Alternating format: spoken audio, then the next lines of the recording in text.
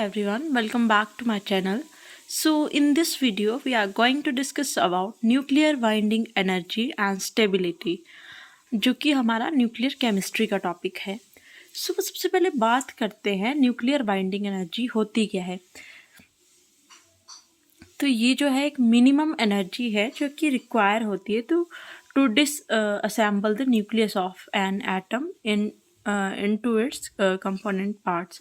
हमारे पास न्यूक्लियस क्या है, ये हमारे पास न्यूक्लियस पार्ट है जिसमें न्यूट्रॉन्स हैं, प्रोटॉन है. तो इसको डिसअसेंबल करने के लिए जो मिनिमम एनर्जी रिक्वायर्ड होगी that is known as nuclear binding energy. अब इसमें एक टर्म आती है दैट इज़ मास डिफेक्ट. तो हमें पता है मास ऑफ प्रोटॉन क्या है. This is the mass of proton and this is the mass of neutron. ठीक है. तो जब हम किसी न्यूक्लियस का प्रॉपर मास देखेंगे तो वो जो होना चाहिए उससे एक्चुअल वैल्यू से कम आता है. और वो कम क्यों आता है? Due to this release of some energy. और इस रिलीज ऑफ एनर्जी को हम न्यूक्लियर बाइंडिंग एनर्जी बोलते हैं, जो कि इस एनर्जी की वजह से, रिलीज होने की वजह से हमारे पास टोटल मास की वैल्यू कम आएगी. That is known as mass defect and denoted by delta M.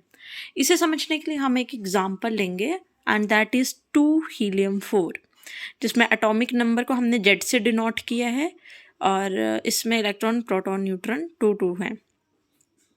अब ये हमने मास की कैलकुलेशन कर दी. यहाँ पर हमने ये mp जो है वो मास ऑफ प्रोटॉन है, mn मास ऑफ न्यूट्रॉन है. तो हमारे पास ये वैल्यू आई, जबकि रियल वैल्यू जो है मास की वो ये होनी चाहिए थी. तो जो इनका एरर आता है that is mass defect 0.029294.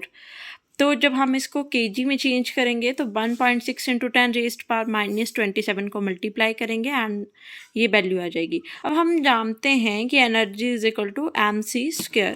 So delta mc² जब हम ये कैलकुलेट करेंगे तो हमारे पास एनर्जी की ये वैल्यू आ जाएगी. That is binding energy and this is the mass defect. तो विदाउट मास डिफेक्ट हम एनर्जी को कैलकुलेट नहीं कर सकते हैं. Now come to binding energy per nucleon. अगर बात करें पर न्यूक्लियन बाइंडिंग एनर्जी कितनी होगी, तो टोटल बाइंडिंग एनर्जी को हम ए से डिवाइड कर देंगे. And what is this A? Neutron plus proton. Neutron हमारे पास कितने हैं? 2. प्रोटॉन कितने हैं? 2. तो 4 से डिवाइड किया तो हमारे पास वैल्यू आ गई 6.8. अब हम बाइंडिंग एनर्जी देखेंगे कुछ एटम्स की. तो ये एक ग्राफ है जिसमें इस साइड को मास नंबर है एंड दूसरी साइड को बाइंडिंग एनर्जी है. तो बात करें hydrogen, helium, lithium, carbon, nitrogen की, तो यहाँ पे जो है वो बाइंडिंग एनर्जी इंक्रीज हो रही है, ऐसे ऐसे प्लॉट हो रहा है. लेकिन बाद में जो है वो एक नॉर्मल ग्राफ आ रहा है, एक बिल्कुल बराबर और रिड्यूस हो रहा है, जो कि क्योंकि मास नंबर जब हमारे पास इंक्रीज होगा तो बाइंडिंग एनर्जी डिक्रीज होगी, क्योंकि वो न्यूक्लियर फिजन करेगी ना कि फ्यूज़न. फॉर एग्जांपल, अगर हमारे पास ए जो है वो 240 है तो हमारे पास न्यूक्लियर फिजन होगी, 120 में डिवाइड हो जाएगा. और न्यूक्लियर फिजन जो है वो बाइंडिंग एनर्जी को डिक्रीज कर देगी.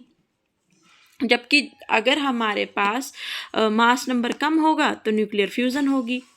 अब बात करते हैं न्यूक्लियर स्टेबिलिटी की. तो हमें पता है न्यूक्लियस किससे बना है? न्यूट्रॉन एंड प्रोटॉन से. और जो प्रोटॉन हैं वो पॉजिटिव भी हो सकते हैं, नेगेटिव भी हो सकते हैं, लेकिन रिपल्शन नहीं होती. इनको बाइंड कौन करता है? हमारे पास न्यूट्रॉन्स इसको बाइंड करते हैं. तो these are act as binding agent. ठीक है. और किसी भी स्टेबल न्यूक्लियाई के लिए जो NP की रेशियो है, what is this NP? Neutron and proton.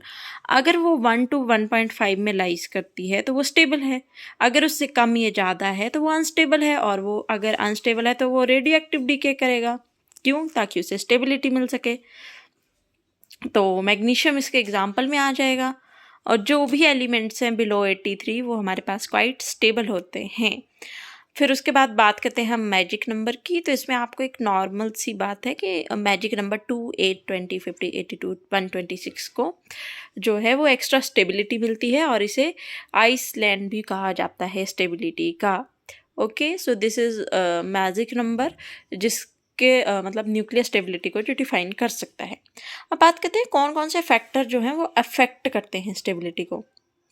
So number of proton and neutron. अगर प्रोटॉन न्यूट्रॉन दोनों इवन होंगे तो न्यूक्लियस स्टेबल होगा, जैसे कि 2, 8, 20 है ना. जब हमारे पास ऑड इवन का आ जाएगा तो मे बी स्टेबल और अनस्टेबल, और जब दोनों ऑड होंगे तो अनस्टेबल होगा। सो इसमें भी हम मैजिक्स नंबर को इंक्लूड कर सकते हैं और डायरेक्ट पता लगा सकते हैं कि हमारे पास जो न्यूक्लियर है वो स्टेबल है या नहीं। So this is all about the nuclear stability and binding energy. Hope you all like it. Please like, share and subscribe my channel. Thank you.